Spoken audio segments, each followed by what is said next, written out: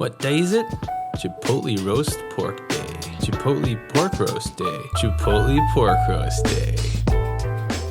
Why make a plain old pork roast when you could roll it up porchetta style and put a bunch of delicious stuff in the middle? So this is the end of a pork loin that I cut some nice center chops from the middle of, and I've butterflied it off camera, unfortunately, but you essentially just have to unroll it and you cut as you go. So next we're gonna score the inside of what'll end up being your pig roll. This allows the rub we're gonna put on the inside some nice nooks and crannies to hang out in, so it doesn't all come squeezing out the ends when you roll it up. Once you've done that, pat it nice and dry, give it a good sprinkling of salt on both sides. We're essentially planning on curing this overnight in the fridge, so you want to prop it up on a cooling rack so it'll dry out and not sit in its juices, and then once it's ready to go, toss it in the fridge for 24 hours. The next day.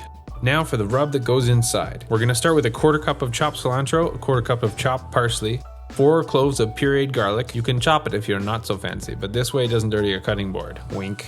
The juice of half a lime and half an orange. You don't need to use blood orange.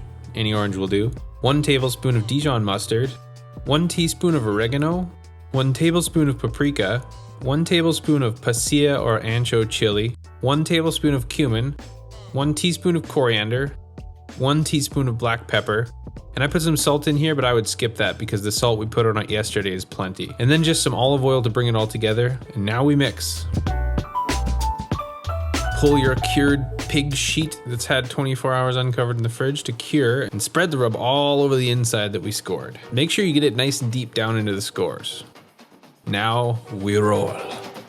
Try to make the roll as tight as you can, and I like to cook with parchment and clean less. That's basically my motto in the kitchen. And now we tie. So cut yourself enough butcher's twine. More is better because if you run out, it sucks. My general rule of thumb is length of your roast times however many loops you're gonna do plus 4. So for this one, I'm gonna do about 6 loops plus 4 is 10. So 10 times the length of the roast. So once you've finished your calculations, start at one end with a nice tight knot. That's our anchor. And then next you're going to loop it around the other end.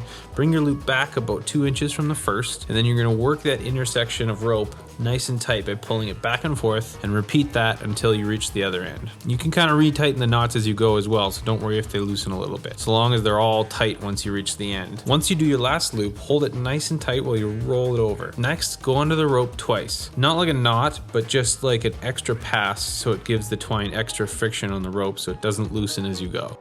Keep going until you've done 2 passes around the last loop. Hold it tight, roll it over again. Now, just tie the rope to the first knot you made, trim the ends, and you're done.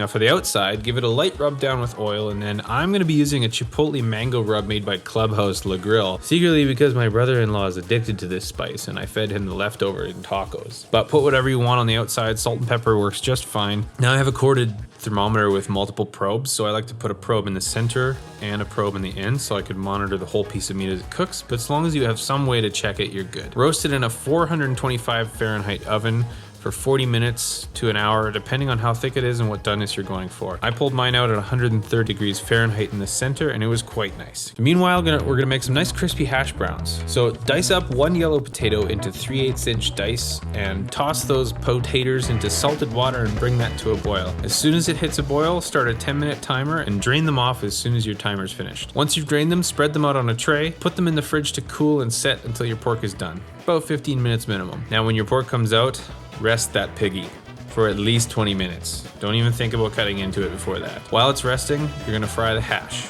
Grab a big heavy bottom pan and put a 1/4 cup of high temp oil like canola. Heat the oil until it just starts to smoke, and then add your cooled hash browns. Let them fry, stirring occasionally for about 10 minutes until they're golden and crispy looking like French fries. And as you're cooking them, try to keep the temperature pretty high because you want them to fry and not just soak in the oil. Once they're done, drain them on paper towel and really quickly transfer them to a bowl and salt them or season them with your choice of seasoning. The reason you have to do it so quickly is because after about 30 seconds from leaving the oil, the temperature of the potatoes will drop enough that the salt won't stick to them anymore. Meanwhile, our pork is rested for 20 minutes and the temp has actually gone up about 20 degrees in the middle and on the end. We started at 132 when it came out of the oven, and now the middle's sitting at 155. It's incredible how much a big piece of meat will go up in temperature even after it's come out of the oven. I think that's why most people overcook roasts, and they don't really understand why. I'll also put a link to this thermometer in the description. It works with Bluetooth as well, so you can monitor it from your phone from a different room and set timers and alarms and all that kind of stuff. Next, Snip the twine, free the beast, and bask in that sexy cross section as you take your first slice. Now slice it up into whatever thickness slices. Wow, how many times can I say slice in one sentence? Serve it with your crispy tater tots. Those aren't tater tots. Dun dun, scoring, scoring.